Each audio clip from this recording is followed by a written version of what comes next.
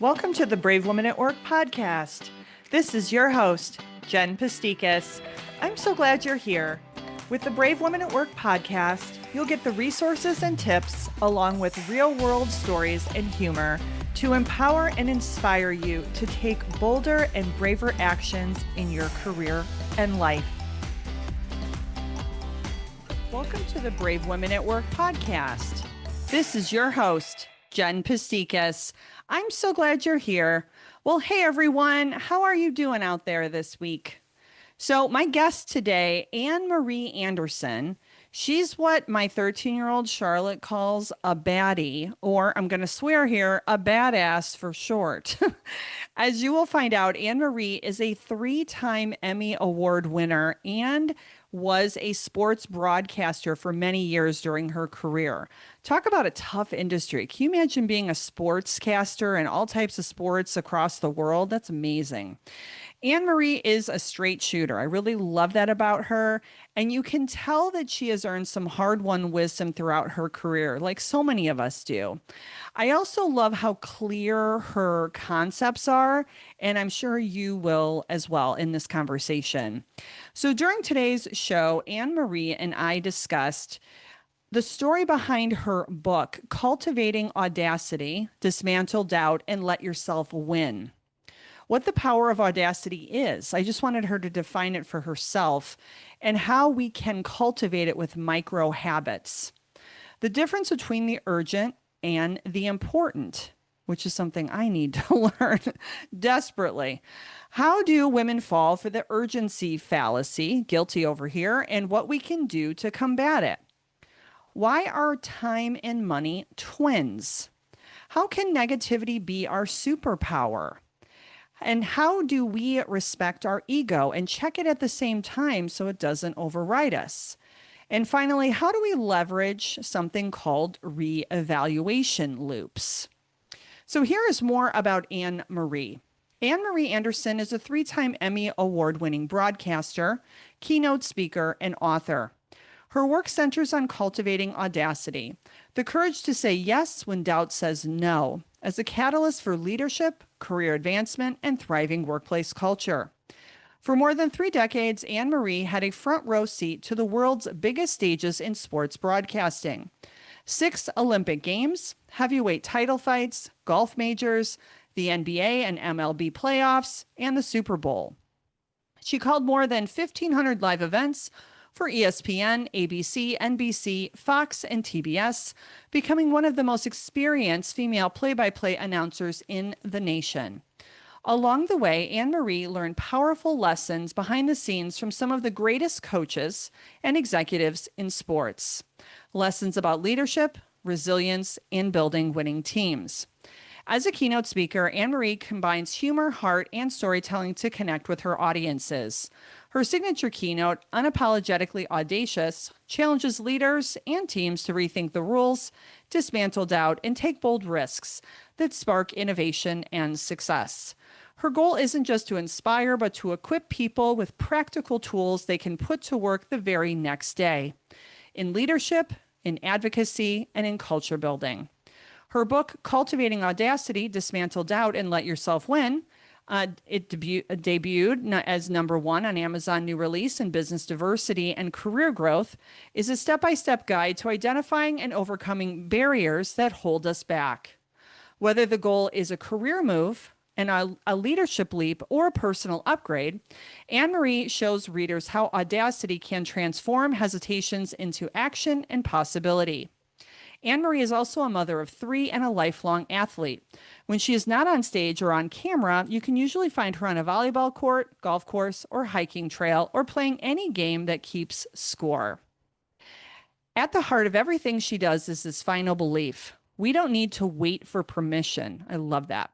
When we dismantle doubt, audacity becomes our greatest competitive advantage. If the Brave Woman at Work podcast has helped you personally or professionally, or left some sort of mark on you that has really propelled you forward, please be sure to share the show with a family member, a friend, a colleague. your neighbor, the post person, whoever you would like, of course. I'm just joking. And then, of course, your ratings and reviews help the show continue to get this show in the hands of more people that need it. And as I do more and more work with women, I'm finding common themes about helping them with claiming their voice. I love to help women get paid. I love to help women like Anne Marie dismantle doubt. I love to help you take bolder and braver action in your career. So let's get the show in the hands of more women. Also, if you haven't heard, I have a really cool thing. We're going to talk about affirmations here in a little while, towards the end. I have a Brave Women at Work affirmation deck. How cool is that? It is a 54 card deck. I tried to keep you on your toes. It's not 52 cards, it's 54 cards. And it's a beautiful compilation of advice and hard won wisdom from Brave Women at Work podcast guests, authors in the Brave Women at Work anthology series, and community members of Brave Women at Work. You can get your deck at bravewomenatwork.com. A deck is $19.99 plus $10 of shipping in the US. If you are out of the US and you want to check it out, just let me know. You can email me at hello@bravewomenatwork.com. All right, let's welcome Anne Marie to the show. Anne Marie, welcome to Brave Women at Work. How are you today? I'm well. I love brave women at work and busy women at work. That's all of us, right? That's all of us. Like you're like everybody. She's not going to be on a plane, like, I don't know, in a couple hours. So I appreciate you making time for us today. Absolutely. I love having discussions with smart women.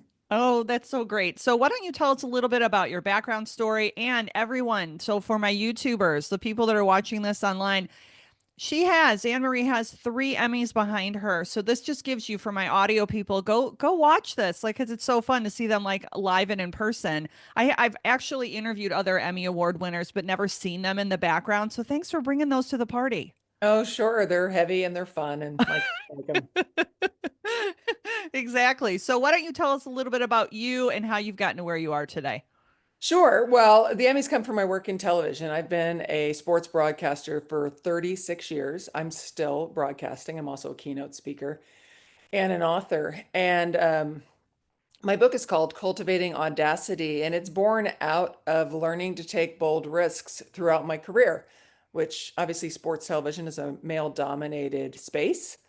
And so this shy girl had to learn how to ask for what she wants, demand what she wants, and know what I want. So I really have loved my career. I've never had a day I haven't wanted to go to work, but I Awesome. also really value having a life in addition to my work. So cultivating audacity is about making room for all of that and creating the space. Well, I have to say, shy kids unite, right? Because I'm a shy kid too, and Yep, I just did a couple presentations. Been doing a lot of speaking lately. I'm gonna eventually be a keynoter like you. It'd be kind of fun, but people don't believe that I was shy. So it's really cool to hear that you too broke through that barrier. So I say, shy kids unite. for sure. And it's funny, my oldest son is shy, and he came to work with me recently in Rio. I work overseas in the summer. And so he was with me and he was looking at me saying hello to everybody, everybody. And he said, I can't do that. And I said, I have to make myself do that. He didn't believe that I used to be shy and that I sometimes still am, but I've gotten pretty good at getting out of my own head at times, but the shyness is still there. Yeah, I mean, so I think that it also gives inspiration for women that might be shy, saying, "Hey, I can't be a leader, I can't be a speaker." Yes, you can, right? Shy kids unite. Absolutely. Well, and we'll start when, Absolutely, you can. I'm getting a you. little uncomfortable, but Mhm. yes. Exactly. So you mentioned your book, so we'll start and we'll make sure that it's in the show notes. Cultivating Audacity, Dismantle Doubt, and Let Yourself Win. So what's the story behind it? Because for every author, there's like a little like push from the universe or a little story, like, so what is the nudge for you that brought this book baby in the world? I have spoken to so many women, especially, but other men as well, who want to get into the space of television broadcasting. Mm. And it's always the same four things that are standing in the way. It's fear, time, money, or your inner critic every time. And Mm, so when I started speaking, I found that in other sectors as well, I was speaking to educators, I was speaking to entrepreneurs, to corporate leaders. It's the same four things that stand between us and the life that we want, the position, the goal. And so I decided to dig into it. I had to go back into my own life and look at my relationship with fear, time, money, and my inner critic. I interviewed a bunch of experts mm. as well and put it together. And it's a guide for people to kind of find which ones are their barriers. Are they all your barriers? And how to work with them, not to stamp them out. I don't think you can stamp out fear, Jen. I don't overcome No. your fears. I don't think that works. It's going to be with you. So it's about taking it along for the ride and not letting it make any decisions. Yeah, so I love that. And before we get to the audacity, because I really like that word, right? It's like daring to be audacious. I will just say that anything that I see that says, like, kill the fear, get rid of the fear, eradicate the fear, or eradicate imposter syndrome, I'm like, everybody, that's part of the human condition. That's just like all of us, like trying to keep ourselves safe. It's just the whole fight, flight, freeze, like we're animals, and it's just learning how to manage it. So I really like that you said that. Yeah, I cringe when I hear that because also fear is helpful, right? I mean, Hmm. if there's a rabid dog barking, you're a Of little afraid course. when you cross the street. And Hmm. it can be the same thing in our business lives as well. But it's about separating the risks that are worth it from the ones that are reckless. And there's a big difference there. Exactly. So let's move on to audacity. So I love the word brave. You love the word audacity, right? I think they're all in the family. Maybe we'll Yeah, agree on that. I think they're all related. But absolutely. what to you means like, what is that power of audacity? And one of the things I saw on your site is cultivating with like micro steps. So I Mhm. have a lot of like high achieving women that listen to this podcast, Anne Marie. So, we think we got to do all the things, but you're like, no, micro steps. So that made me feel like so good, like I was putting in on a warm blanket. So tell us about what your definition is and how we cultivate it with those micro steps. So I grew up with my parents saying, "You have the audacity to ask me that." And I really thought it was kind of a negative term Yeah. Hmm. until I looked it up, and it's simply a willingness to take bold risks. Hmm. And I thought, yeah, I have a willingness to take bold risks, especially because of my profession and being in a spot where if you don't speak up, you're going to get passed over. And so for me, audacity can show up in your life in the smallest moments. I mean, it all starts with no, you know, uh, whatever it is. The school calls and says, "Hey, can you put together all the pictures for the yearbook?" No. And stopping the sentence I right love that. No, but you sound so great. No. there. No, no. And like it took a while to stop giving the explanation afterwards. Right. We like to do no because blah, blah, blah, blah. It's just no, no, thanks. And then it becomes I talk to my own children about audacity and making a decision that's unlike everybody else. I always ask them if you were the only one who believed what you believe, would you still believe it? Hmm. It's like a group think thing. Like if everybody else believes something, but you have a different, like you have to be strong enough in your own audacity to stand for what it is that you think is true, that you want to do. And I think that's an important part of it. And so the little steps, I don't know why, as women, we think we have to do all the things all the time. I'm right with Right. you. And then I realize, no, I can just do this one thing right now, and nothing else is going to fall apart. The whole scaffolding isn't going to come down. Exactly. One thing that you just mentioned there, I want to call out for our parents, right? And for anyone. So you talked about the power of standing alone, right? The power of being audacious enough to stand in your own convictions, even when they're not popular. Right. So first of all, I think we can all take something from that. But I think for our parents, like I have a 13-year-old girl. Wow. Talk about impressionable, right? Like Yeah, group think. They all wear the same thing. They all have the same perfume on. They love yep, Sephora. Hello, like I do. checkbook, right? Like in I have a cash. Like 13-year-old girl too. You're right. Yes. I know. It's like, what is up? And they all like look, sound, are the same. And so it is kind of cool to be that one that stands out. So I really appreciate that. So for our parents, our caretakers, like underscore that. And maybe as a homework assignment, I come from a teaching family, Anne Marie, like Oh, that's a good follow-up item. yeah. So you also mention, which I think will impact positively my audience, the urgent versus the important. And I have this thing where like I was raised by a mom. I love my mom. I mentioned this in a talk just recently. When I call her, she's like, "What's wrong?" Like that is Oh, the first yeah. thing. She's like, "What's wrong?" Like we're just so trained as women to be like, "When's the shoe gonna like drop down? When is all the Yes. crap gonna happen?" And so I'd like for you to kind of tell me your thoughts on the urgent versus the important. I think we were sold somewhere along the way that if something is urgent, right, it needs to be done now, it must be important. And once I Hmm. started looking at it, I realized things that are urgent, right? Somebody texts you, an email comes in, you've got a deadline.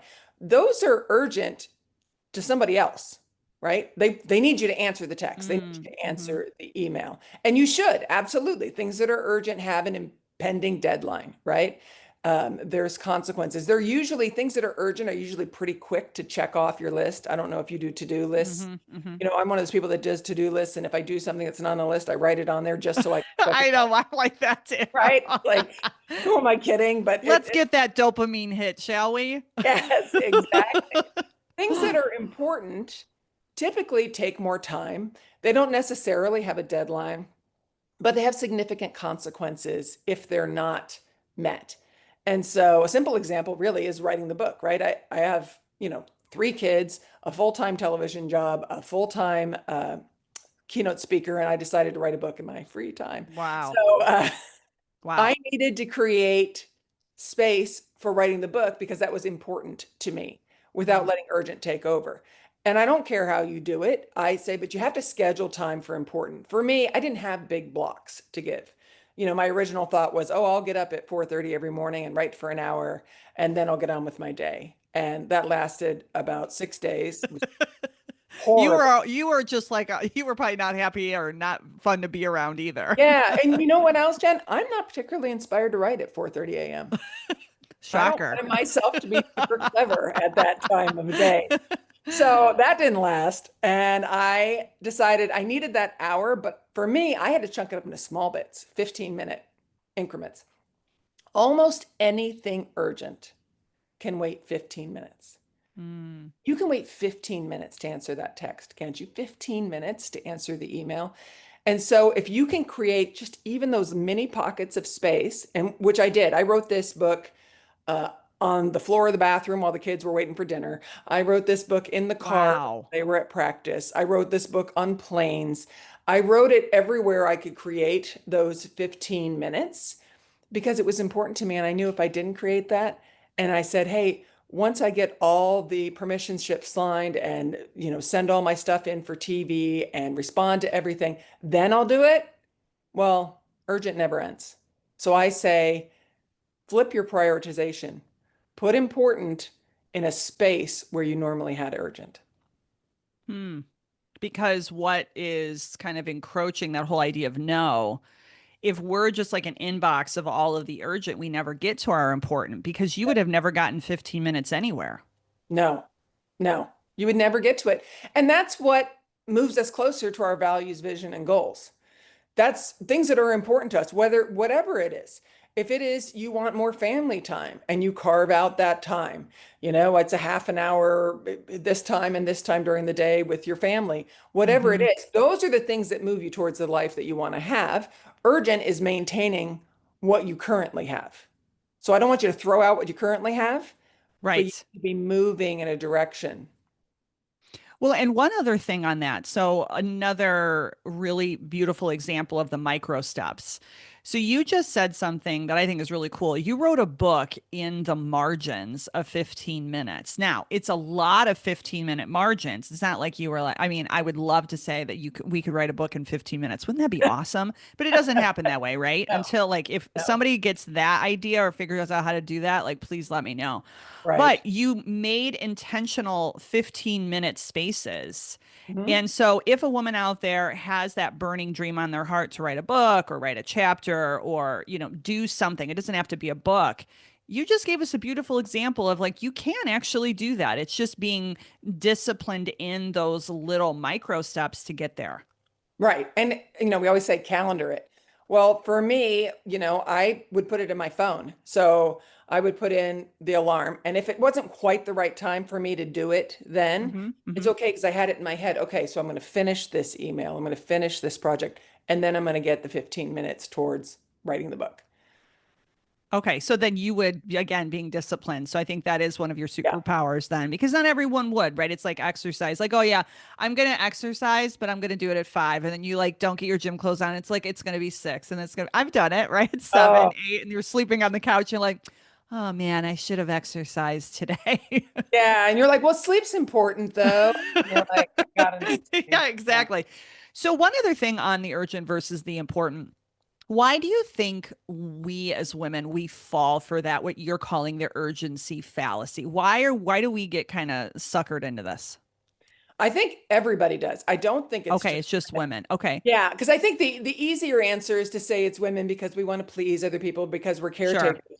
But I think it happens for men as well because it's easier to do what's urgent, right? It doesn't take Okay. as much time. I could sign a permission slip 1,000 times rather than write a chapter.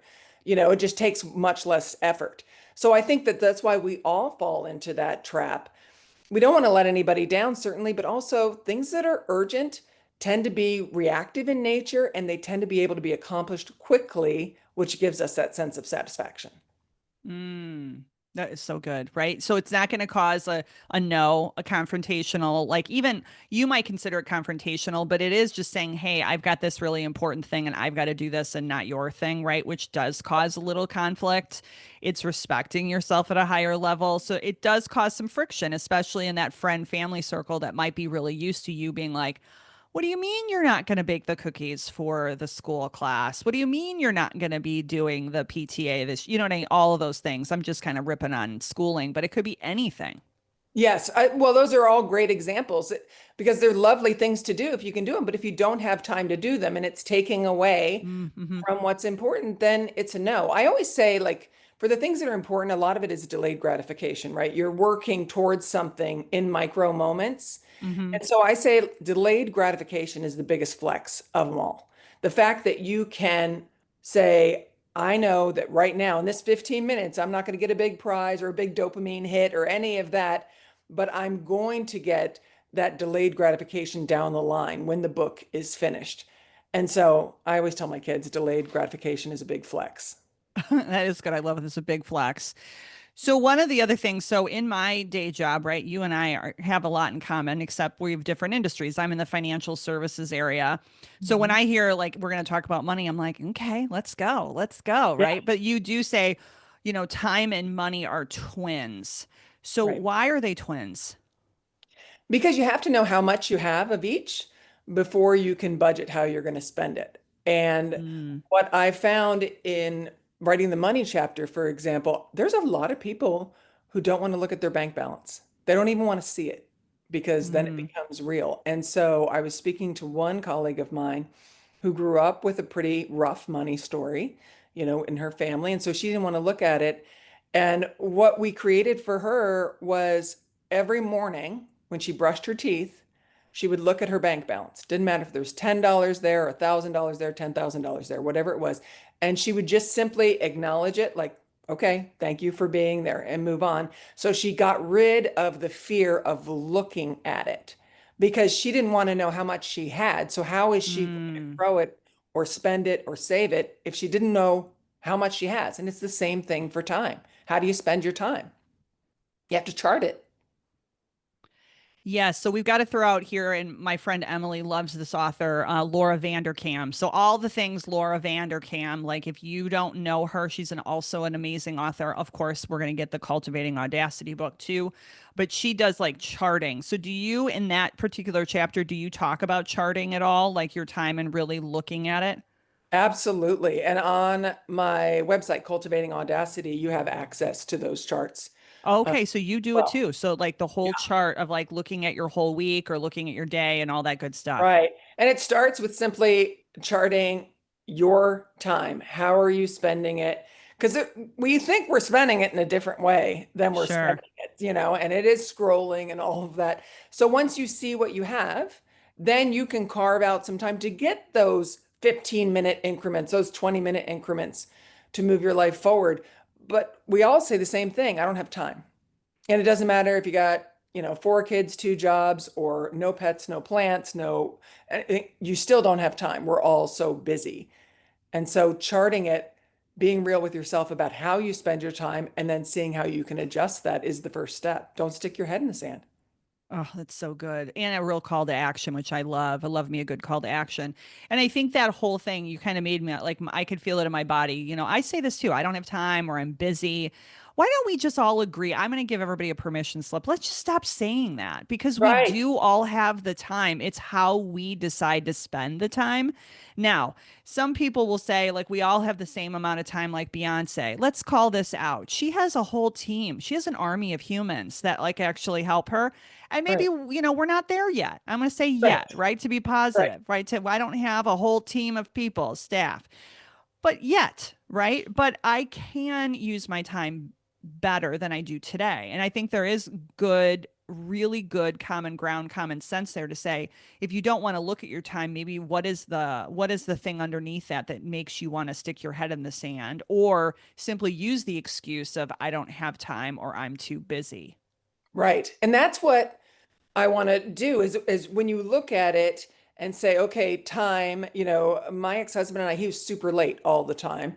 My whole family I grew up with, if you're not 10 minutes early, you're late. So we're all early in my family. So when we would have family meetings, there was a time that we took 2 cars because I was like, no, you don't understand. We don't show up late to a family dinner or whatever it is. And we had to dig into his story about time and my story about time and come to something that works for us because we all see it differently based on how we were exposed to it growing up. Same thing with money.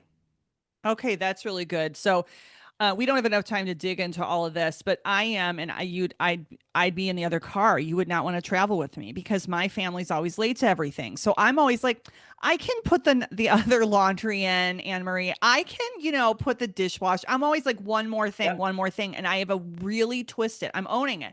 I have a twisted sense of how much time it takes for me to get there.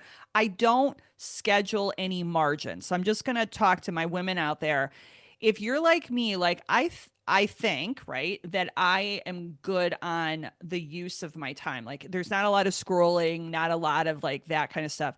But I schedule myself with an inch of my life, right? So if it takes 10 minutes to get my kid there, I'm scheduling like we're in the car 10 minutes. Like, of course, there's not going to be a red light. Of course, there's not going to be like an accident. Like, there is no, like, it's all green lights, baby, just like Matthew McConaughey says.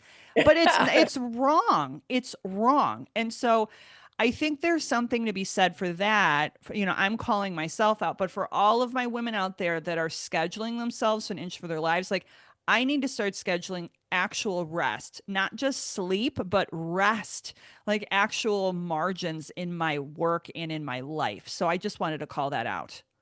Well, it's interesting because, again, everybody's got a different system. So I'm not even saying that 10 minutes early is always right. This happened like with a kids' carpool. They were always a little too late for my comfort, always a little too late getting the kids. And so I said something to one of the moms, and she said, but that's your experience. That's not my experience. Like, we're still Mm. getting them there on time for school. It may be closer than you'd like or whatever. And I had to say, like, you're right. Why should I put my experience on everybody else? As long as they're getting there, it is what it is. So for you, like scheduling rest, I love that. But changing the way that want to get on time, if it's not causing a problem for you, then you're okay. But Eh, scheduling rest is causing a problem for you. And that's, Well, I would say that scheduling me within an inch of my life, like it's always a little bit of a stress. Like I'm a ball of yeah, stress getting somewhere, which means it is yeah, a problem for me, right? So I yeah, need to have a little bit more buffer. So that might be like, hey, it isn't the time to go and put the laundry on, right? Like the laundry will live and stay in a heap in my basement and it's yes, okay, right? yes, So I think there's that. And then separately for my women that overschedule, let's say they're like, oh, I got my time under control. control and look at all the things I can do. We're not telling you to look at your time for more productivity. Maybe it might be the opposite. Maybe it is for you to actually schedule in margins and to be like, I'm going to rest right now, which I'm still learning, whole other show. I'm still learning what rest really means. Like I was like, oh, rest is sleep. And it's not always the same. It could just be laying down and reading a book or doing something that Yeah. really brings me joy. Yep, exactly. For me, I just started like sitting on my deck. I've got a little Oh, tiny deck here, lovely. and I just sit on the deck for 15 minutes and read the newspaper. Because obviously, like you, I've been scheduled wall to wall with the book release and the whole thing and the Yeah. promotion. And I thought I need to slow down. And I wasn't going to take away from my work. I was going to again schedule what's important to me. And in this case, it's like you, rest, recovery. Rest and recovery before, like, we can in sports, right? Like we can like pull a muscle or break, bone or whatever. And, I mean, I've had a whole, I've had my own burnout, right? And I'm not glorifying that. So we want to make sure we do what we need to do before we get there. So thank you for clarifying why they're twins, because I've never heard of them that way. That might be, I know they're related, but I didn't know how they were related to you. So thanks for sharing. Another thing that came up during that was interesting to me is like a lot of times if you have trouble with one, you'd have trouble with the other. And that was something Oh, I didn't really expect.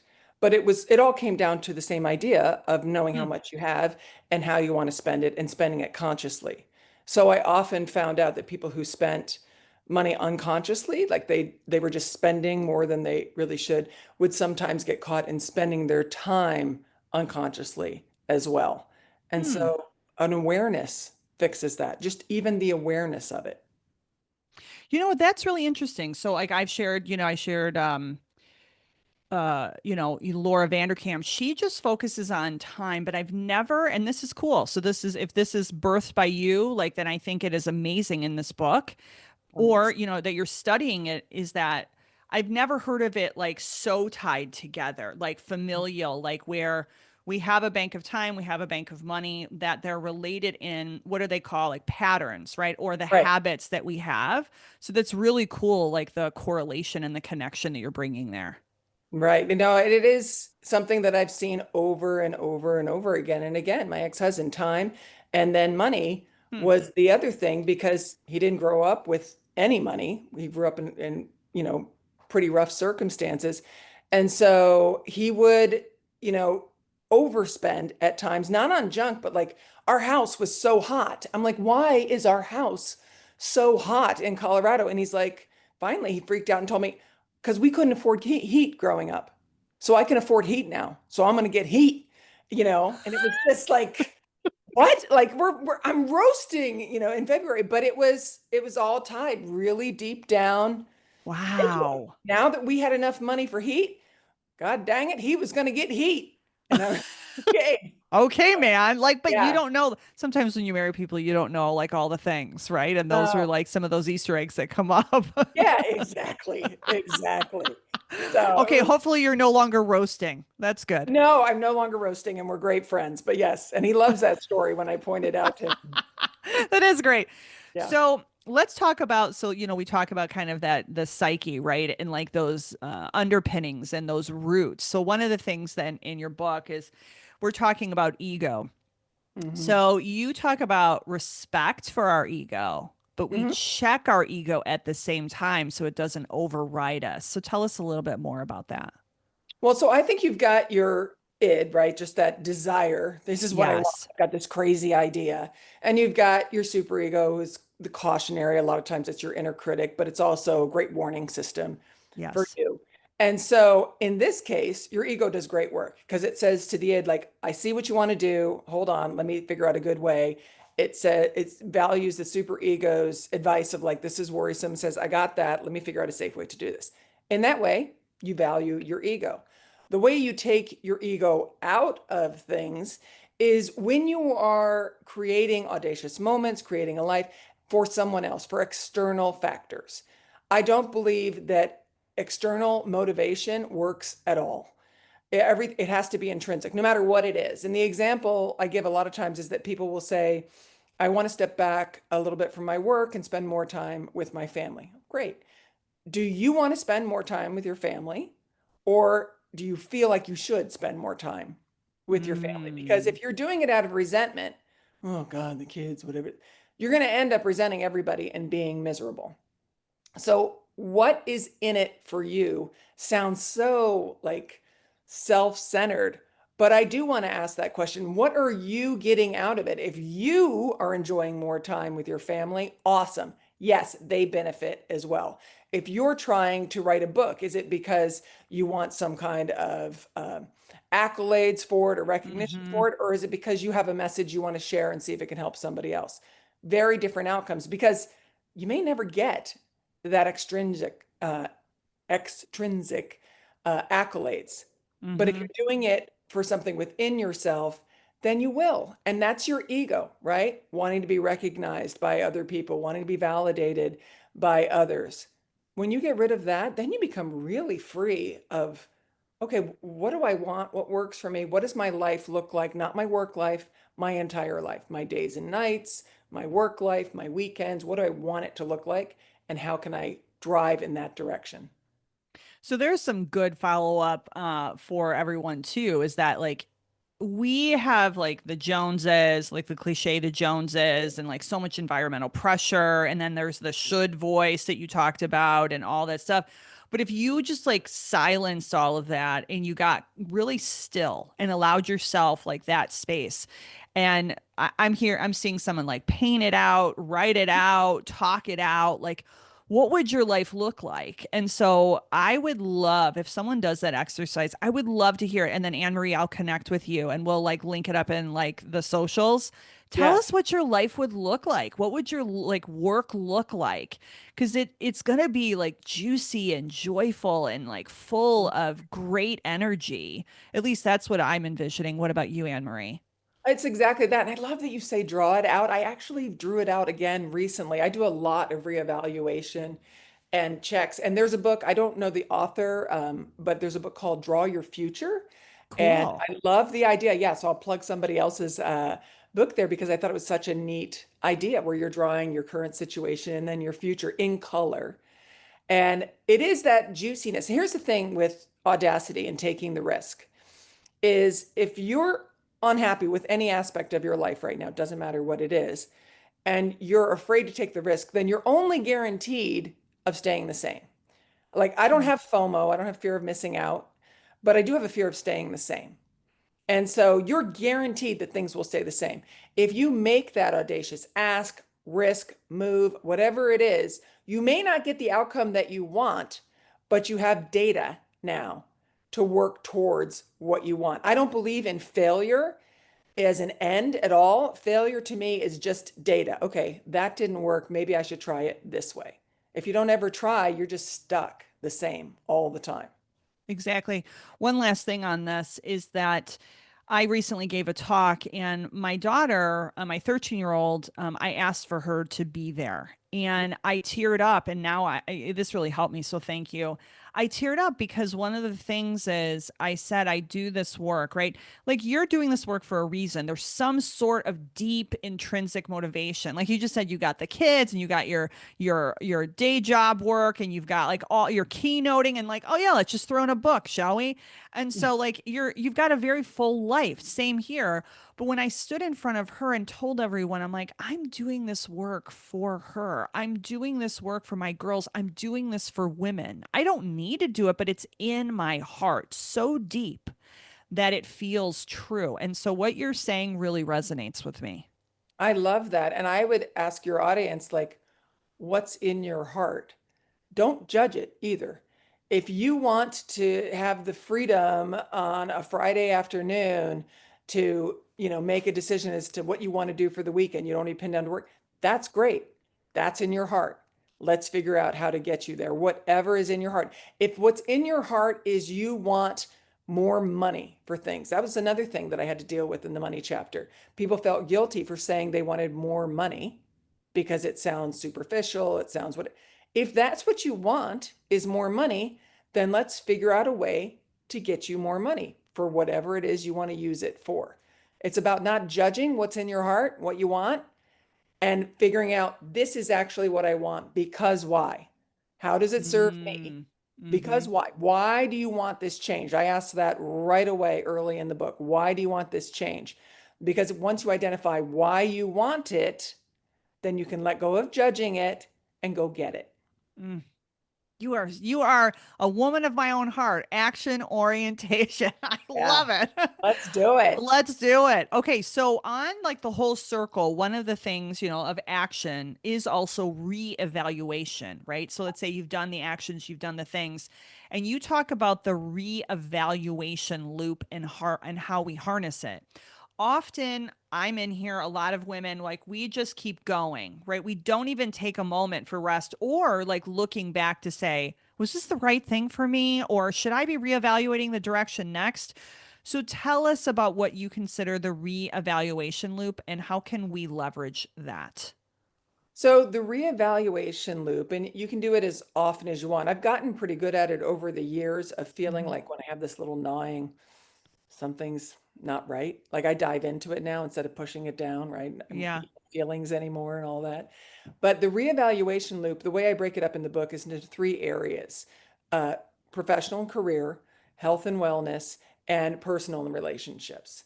And I have a quiz in there, an assessment, where you're grading your satisfaction in all of these areas separately Hmm. first and seeing kind of where you are. Because if you ask, are you happy with your life? Well, yeah, some places, Yeah. Yeah. I think but so. some Yeah. places not. So, like, let's break it down and Yes. figure it out and then look at it as a whole because you don't need to upend your entire life if you're unhappy with something. So, let's figure out, is it your health and fitness? Is it your career and professionalism? Is it your relationships?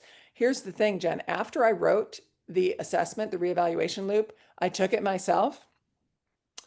I did great in career. Things are going well. Did great in health and wellness. Things are going well. Absolutely terrible in relationships. Huh. Terrible. Because I was putting everything into work and into Oh. the kids, everything into the work and into the kids. And I was finding my friendships were drifting away. And Mm. so having that reevaluation loop, I then was able to focus, and I'm super conscious about it now. I was doing it yesterday, asking friends, hey, next week when I get back, like, can we have coffee? Can we do this? Do you want to go golfing in August? Let's get it on the calendar. Because otherwise, Hmm. it's my friends who fall off the ledge. Hmm. And that's a big part of my mental health and social connection as well. So that's where the reevaluation loop can be helpful. Let's find out what you're not happy with and address that part first. And then just so we give a little bit more counsel here quickly is how often would you say, I don't want to say should, how often do you do the reevaluation loop? So it's when I feel that little nagging that something doesn't feel right. Like there's not a specific time. It's when you're feeling like, I don't know, just I'm I'm okay. off. I'm Yeah. okay. And it's like, okay, well, in what area are you okay? And what areas are you not really okay? So it's just taking internal temperature.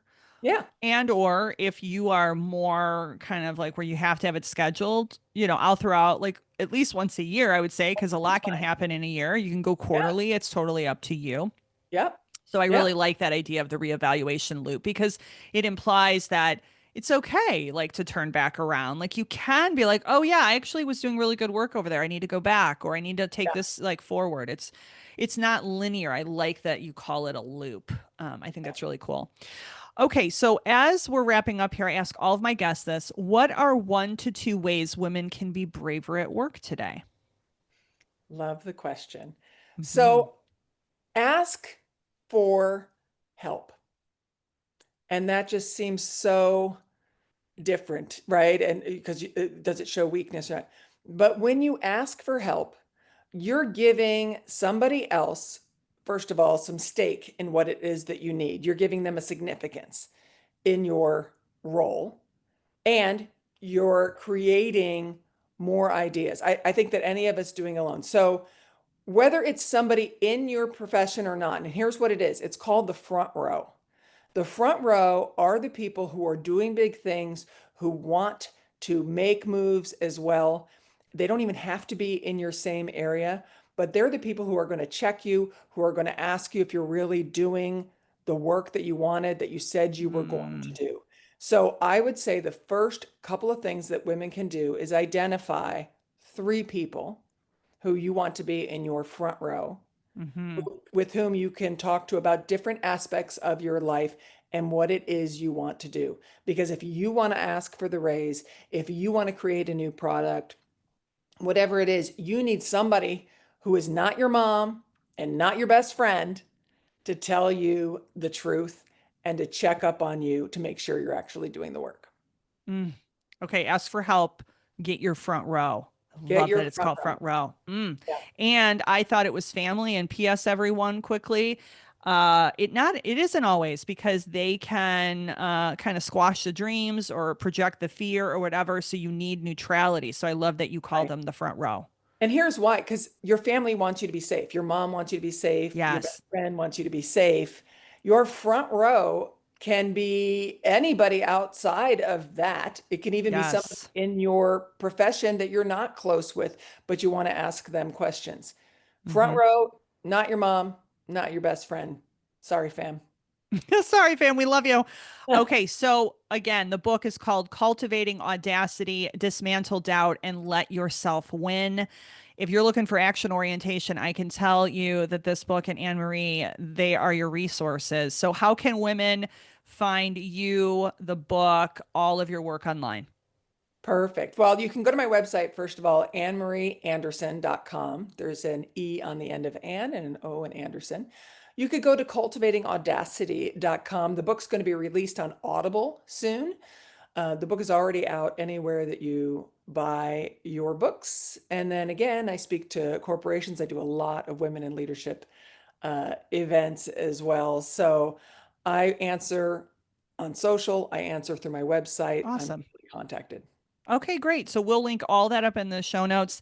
Anne Marie, thanks so much for making time today. Love this conversation. You've really kind of pumped me up, and hopefully everyone else. And have a wonderful flight. And we'll be in touch. Thanks so much, Jen. I enjoyed talking with you and all the brave women that are listening. Well, that's a wrap on my discussion with Anne Marie today. I hope you found our conversation both valuable and inspiring. Here are 2 questions until next time. Who can you call on in your tribe? Think your dear colleagues, your family members, your friends, people that are in the arena, as Brene Brown says, people that are doing the thing, right? They're not going to judge you. So, who can you call in that tribe the next time imposter syndrome or self doubt strikes? The role of this person, they need to build you up. They need to tell you who you are. They need to say, hey, you are enough. They need to boost that confidence when you're feeling down. And if you don't have someone at the ready, you can always build a smile file or a brag file of just looking back at like the compliments, the reviews, the testimonials, if you're a business owner, good annual reviews, look at the last raise you got, anything that will help you. And then even outside of external, those external praises, think about the way you've grown in the last year in your internal life, right? With your own self-belief, your own self-trust. Think about all of those internal achievements, not just the external achievements as well. And then of course you can use an affirmation. I am enough. I have everything that I need, etc. So find what works for you to start reprogramming your thoughts, because as we know, our thoughts can and will become our reality. The other question for you is, what is a micro step or habit you can take to build your audacity muscle? I know that's one that I'm going to be thinking about. As a reminder, please rate, review, and subscribe to the podcast in Apple Podcasts and Spotify. The show is also available on any other podcast platform you enjoy. Until next time, show up, dismantle doubt to cultivate audacity, and be brave.